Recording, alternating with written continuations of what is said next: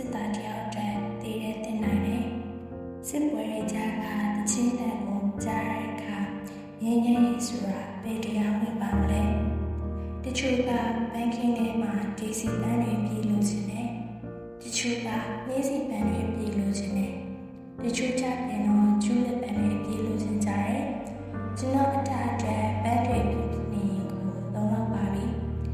တူမြောင်းလေးစီကဘူပေါင်းတွေလက်တင်လို့ရရင်သိက္ခာမှာပဲတနေ့ပြောင်းလာတဲ့အခါဘန်းပွင့်လေးထွက်လာရင်သိက္ခာမှာပဲစိတ်ကိုယ်လေးလေးစီကနေဘိုးဘိုးရုပ်လေးပြချခဲ့ရင်သိက္ခာမှာပဲစိတ်ပြောင်းလေးတွေကလည်းဖဲပြားရောက်ဆုံးလေးတွေထက်လာပြီးရောဘလောက်တောင်ကောင်းလဲမလဲတောရီတောင်တွေချောင်းတွေမြစ်တွေလက်ကွင်းတွေရာတွေမြေပြင်းတွေတောင်ပေါ်တွေကြားမှာမိခိုးဝဲတွေကားကုန်ပြီးလူငယ်ငယ်ကြီးနဲ့တမက်ဆစရာကောင်းတော့ပါရဲ့ရဲရစားရင်ကြားကပြက်တာကိုလက်ခလိုက်တော့ပြပြီးစိတ်လိုနေအောင်ကိုညှဉ်းနှုတ်ခဲ့ရတယ်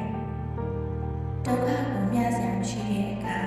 စလိမ့်မျိုးတွေကိုပွေဖက်မိလာတယ်ထမင်းတို့ဟင်းတို့တွေထက်ပြစ်တာမတော်ဘူးကိုစွတာဖြစ်လာတယ်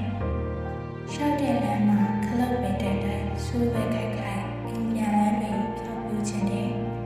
အသေးမှပါဆိုတဲ့ကောင်တွေလည်းစစ်ကြည့်ပြီးတော့ဘယ်နဲ့က